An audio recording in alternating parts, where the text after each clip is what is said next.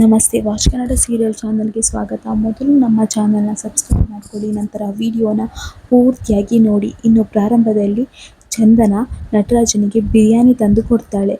ಇನ್ನು ನಟರಾಜ ಹೇಳ್ತಾನೆ, ಏನಮ್ಮ ಇದು ಅಂತ ಹೇಳ್ತಾನೆ. ಆಗ ಚಂದನ ಹೇಳ್ತಾರೆ, ಅಂಕಲ್ ನಾವೆಲ್ಲ ಇವತ್ತು ಹೋಟೆಲಿಗೆ ಹೋಗಿದ್ವಿ, ಅಲ್ಲೇ ಊಟ ಮಾಡಿದ್ವಿ, ನಿಮಗೋಸ್ಕರ ಬಿರಿಯಾನಿ ಪಾರ್ಸಲ್ ತಗೊಂಡು ಬಂದ್ವಿ, ತಗೊಳ್ಳಿ ಅಂತ ಹೇಳ್ತಾರೆ. ಇನ್ನು ಅವಳು ಬಿರಿಯಾನಿ ಕೊಡೋದನ್ನು ಮಹಿ ನೋಡ್ತಾನೆ. ಮಹಿ ನೋಡಿ ಮಹಿಗೆ ತುಂಬಾ ಸಿಟ್ಟು ಬರ್ತದೆ. ಮಹಿ ಅವ್ರು ಮಾತಾಡೋದನ್ನು ಕೇಳಿಸ್ಕೊಳ್ತಾ ಇರ್ತಾನೆ. ಇನ್ನು ಚಂದನ ಹೇಳ್ತಾಳೆ, ಅಲ್ಲ ಅಂಕಲ್ ನೀವು ಯಾಕೆ ಸಂಜೆ ಬರಲಿಲ್ಲ? ಗಂಟಿ ಅವ್ರ ಗ್ಯಾರೇಜಿಗೆ ಅವ್ರ ಸ್ವಂತ ಆಗಿದೆ, ಅವ್ರ ಗ್ಯಾರೇಜಿಗೆ ಹಣ ಕೊಡ್ತಾ ಇದ್ರು ಓನರ್ಗೆ, ಅಲ್ಲಿ ನೀವು ಬರಬೇಕಿತ್ತು ಅಂಕಲ್, ನೀವಿದ್ದರೆ ಎಷ್ಟು ಖುಷಿ ಆಗ್ತಿತ್ತು ಗೊತ್ತಾ ಅಂತ ಹೇಳ್ತಾಳೆ. ಆಗ ನಟರಾಜ ಹೇಳ್ತಾನೆ, ಏನಮ್ಮ ನೀವೆಲ್ಲ ಹೋಗಿದ್ರಲ್ಲ ಸಾಕು ಬಿಡಿ ಅಂತ ಹೇಳ್ತಾಳೆ. ಇನ್ನು ಅವನು ಹೇಳ್ತಾನೆ, ಬಿರಿಯಾನಿ ಅಂತೂ ತುಂಬ ಚೆನ್ನಾಗಿದೆ ಅಂತ ಹೇಳ್ತಾನೆ. ಇನ್ನು ಚಂದನ ಹೇಳ್ತಾಳೆ, ಅಂಕಲ್ ನನಗೆಲ್ಲ ಗೊತ್ತಾಯಿತು ಅಂಕಲ್ ಅಂತ ಹೇಳ್ತಾಳೆ. ಆಗ ನಟರಾಜ ಹೇಳ್ತಾನೆ, ಏನು ಗೊತ್ತಾಯಿತು ನಿನಗೆ ಅಂತ ಹೇಳ್ತಾನೆ. ಆಗ ಚಂದನ ಹೇಳ್ತಾಳೆ, ನಂಗೆ ಗೊತ್ತಾಯಿತು, ಮಹಿ ಅಮ್ಮ ಯಾಕೆ ಇಲ್ಲಿಗೆ ಬಂದಿದ್ರು, ಅವ್ರಿಗೆ ಮದುವೆ ಆಗಿದೆ ತಾನೇ ಅಂತ ಹೇಳ್ತಾಳೆ. ಆಗ ಅವ್ರು ಮಾತಾಡೋದನ್ನು ಮಹಿ ಕೇಳಿಸ್ಕೊಳ್ತಾ ಇರ್ತಾನೆ. ಮಹಿ ನಟರಾಜನ ತುಂಬ ಕೇರ್ ಮಾಡ್ತಾ ಇರ್ತಾಳೆ. ಅದನ್ನು ಮಹಿ ನೋಡ್ತಾ ಇರ್ತಾನೆ. ಮಹಿಗೆ ತುಂಬಾ ಸಿಟ್ಟು ಬರ್ತದೆ, ದ್ವೇಷ ಬರ್ತದೆ ಚಂದನನ ಮೇಲೆ. ಯಾಕಂದರೆ ಚಂದನ ನಟರಾಜನ ಕೇರ್ ಮಾಡ್ತಾ ಇರೋದನ್ನು ಮಹಿ ಅಂದ್ಕೊಳ್ತಾನೆ, ನಟರಾಜ ಅವ್ರ ಅಮ್ಮನ ಓಡಿಸಿದೆ ನಟರಾಜ ಅಂಥವ್ರನ್ನು ಹೋಗಿ ಅತ್ತಿಗೆ ಕೇರ್ ಮಾಡ್ತಿದ್ದಾರೆ ಅಂತ ಹೇಳ್ಕೊಂಡು ಅವ್ನಿಗೆ ತುಂಬಾ ಸಿಟ್ಟು ಬರ್ತದೆ. ಇನ್ನು ನಟರಾಜ ಹೇಳ್ತಾನೆ, ಓ ಶುರು ಮಾಡಿದ್ಯಾ ಮತ್ತೆ ಪುನಃ ಅದೇ ವಿಚಾರ, ನಿಂಗೀಗ ಯಾಕೆ ಅದಲ್ಲ ಅಂತ ಹೇಳ್ತಾನೆ. ಆಗ ಚಂದನ ಹೇಳ್ತಾಳೆ, ಅಂಕಲ್ ಹೇಳಿ ಅಂಕಲ್, ಅವ್ರು ಬೇರೆ ಮದುವೆ ಆಗಿದ್ದಾರೆ ತಾನೆ, ಅದಕ್ಕೆ ತಾನೇ ನಿಮಗೆ ಸಿಟ್ಟು ಅವ್ರ ಮೇಲೆ ಅಂತ ಹೇಳ್ತಾಳೆ. ಆಗ ನಟರಾಜ ಹೇಳ್ತಾನೆ, ನಾನು ಏನು ಹೇಳಿ, ನಿನಗೆ ಎಲ್ಲ ಗೊತ್ತಿದೆ ಅಲ್ವಾ, ನೀನೇನು ಅವ್ರು ಭಾರಿ ಒಳ್ಳೆಯವರು, ಅವಳು ಒಳ್ಳೆ ಗುಣವಂತೆ, ಹಾಗೆ ಹೀಗೆ ಅಂತೇಳಿ ಕರ್ಕೊಂಡು ಬಂದೆ.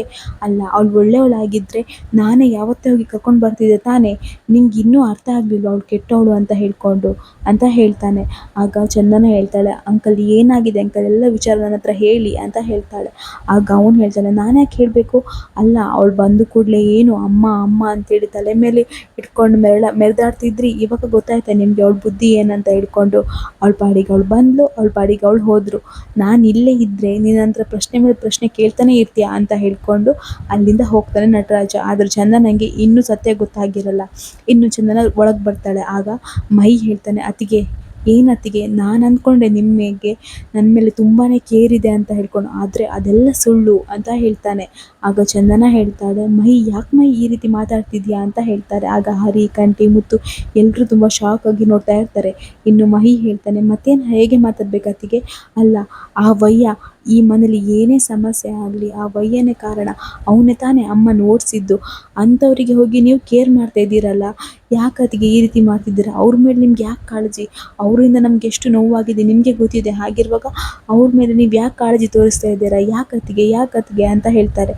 ಆಗ ಚಂದನ ಹೇಳ್ತಾಳೆ, ನೋಡು ಮಹಿ, ಅವ್ರ ಮೇಲೆ ಕಾಳಜಿ ತೋರಿಸಿದ್ರೆ ಏನು ತಪ್ಪು ಇವಾಗ ಅಂತ ಕೇಳ್ತಾಳೆ. ಆಗ ಮಹಿ ಹೇಳ್ತಾನೆ, ಹೌದು ತಪ್ಪೇ, ಅವ್ರ ಮೇಲೆ ನೀವು ಕಾಳಜಿ ತೋರಿಸೋದು ತಪ್ಪೇ, ಅವನು ಒಳ್ಳೆಯವನಲ್ಲ, ಅವನು ಕೆಟ್ಟವನು, ನಮ್ಮ ಅಮ್ಮನ ಓಡಿಸಿದ್ದೆ ಅವನು, ನಮ್ಮ ಅಮ್ಮ ಇವತ್ತು ಮನೇಲಿ ಇಲ್ಲ, ಅದಕ್ಕೆ ಕಾರಣನೇ ಅವನೇ ಏನೋ ಮಾಡಿದ ನಮ್ಮ ಅಮ್ಮಂಗೆ ಅಂತ ಹೇಳ್ತಾನೆ. ಆಗ ಚಂದನ ಹೇಳ್ತಾಳೆ, ನೋಡು ಮಹಿ, ವಿಷಯ ಗೊತ್ತಿಲ್ಲದೆ ಮಾತಾಡಬೇಡ ನೀನು ಅಂತ ಹೇಳ್ತಾರೆ. ಆಗ ಮಹಿ ಹೇಳ್ತಾನೆ, ಏನು ವಿಷಯ ಗೊತ್ತಿಲ್ಲದೆ ಮಾತಾಡಬಾರ್ದು ಅತ್ತಿಗೆ, ನಮ್ಮಮ್ಮ ಎಷ್ಟೇ ವರ್ಷ ಆದಮೇಲೆ ಬಂದಿದ್ರು ಮನೆಗೆ, ನಾನು ಎಷ್ಟು ಖುಷಿಯಾಗಿದ್ದೆ, ಅಮ್ಮನ ಪ್ರೀತಿ ಕಾಣ್ತಾ ಇದ್ದೆ, ಆದರೆ ಈ ವಯ್ಯ ಇವನೇ ಏನೋ ಹೇಳಿ ಓಡಿಸಿದಾನೆ ಅಂತ ಹೇಳ್ತಾರೆ. ಆಗ ಹರಿ ಹೇಳ್ತಾನೆ, ಮಹಿ ಏನೋ ಮಾತಾಡ್ತಿದ್ಯಾ ನೀನು ಅಂತ ಹೇಳ್ತಾರೆ. ಆಗ ಮುತ್ತು ಹೇಳ್ತಾನೆ, ಕಂಟಿ ಮೊದಲು ಹರಿಯನ್ನು ಬಾಯಿ ಮುಚ್ಚಿ ಕುತ್ಕೊಳ್ಳಿಕ್ಕೆ ಹೇಳು ಅಂತ ಹೇಳ್ತಾನೆ. ಇನ್ನು ಮುತ್ತು ಹೇಳ್ತಾನೆ, ಮಹಿ ಹಾಗೆಲ್ಲ ಮಾತಾಡಬೇಡ ಕಣೋ ಅಂತ ಹೇಳ್ತಾನೆ. ಇನ್ನು ಚಂದನಂಗೆ ತುಂಬ ಬೇಜಾರಾಗಿ ರೂಮಿಗೆ ಹೋಗ್ತಾಳೆ. ಇನ್ನು ಈ ಕಡೆ ಮಹಿ ಕೂಡ ಹೋಗ್ತಾನೆ.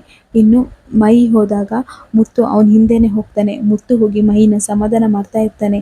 ನೋಡು ಮಹಿ, ಯಾಕೆ ಮಹಿ ಈ ರೀತಿ ಮಾತಾಡ್ತಿದ್ಯಾ, ನೀನು ಮಾತಾಡಿ ತಪ್ಪಲ್ವಾ, ಆ ರೀತಿ ಮಾತಾಡಿದ್ರೆ ಚಂದನ ಅವರಿಗೆ ಎಷ್ಟು ಬೇಜಾರಾಗುತ್ತೆ ನೋಡು, ಅಪ್ಪನ ಬಗ್ಗೆ ವಿಚಾರ ಗೊತ್ತಿದ್ದು ನೀನು ಮಾತಾಡು, ಅಮ್ಮ ಮನೆ ಬಿಟ್ಟು ಹೋಗೋಕ್ಕೆ ಅಪ್ಪ ಕಾರಣ ಅನ್ನೋದು ನಮಗೆ ವಿಚಾರ ಗೊತ್ತಿಲ್ಲ ಅಲ್ವಾ, ಯಾವುದೇ ಒಂದು ವಿಷಯದ ಬಗ್ಗೆ ಗೊತ್ತಿಲ್ಲದೆ ನಾವು ಮಾತಾಡಬಾರ್ದು ಕಣೋ ಅಂತ ಹೇಳ್ತಾರೆ.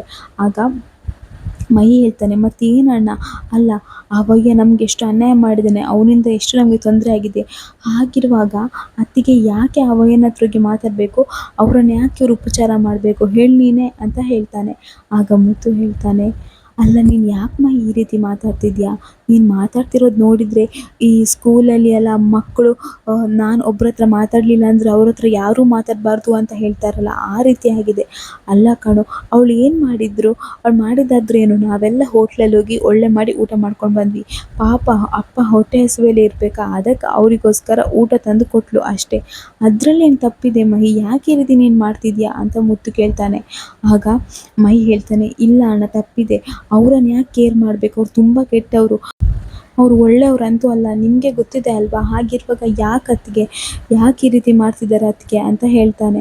ಆಗ ಮುತ್ತು ಹೇಳ್ತಾನೆ, ನೋಡು ಮಹಿ, ನೀನು ಯೋಚನೆ ಮಾಡೋದು ತಪ್ಪು. ಒಂದು ವಿಚಾರದ ಬಗ್ಗೆ ಗೊತ್ತಿಲ್ಲ ನಾವು ಮಾತಾಡಬಾರ್ದು ಮಹಿ. ನೋಡು, ಮೊದಲು ಸಮಾಧಾನ ಮಾಡ್ಕೊ, ಆ ರೀತಿ ಏನೂ ಆಗಲ್ಲ ಅಂತ ಹೇಳ್ತಾನೆ. ಇನ್ನು ಮುತ್ತು ಮಹಿನ ಸಮಾಧಾನ ಮಾಡ್ತಾ ಇರ್ತಾನೆ. ಇನ್ನು ಈ ಕಡೆ ಚಂದನ ಒಬ್ಬಳೇ ರೂಮಲ್ಲಿ ಕೂತ್ಕೊಂಡು ಮಹಿ ಮಾತಾಡಿದ್ದನ್ನು ಆಲೋಚನೆ ಮಾಡ್ತಾ ಇರ್ತಾಳೆ.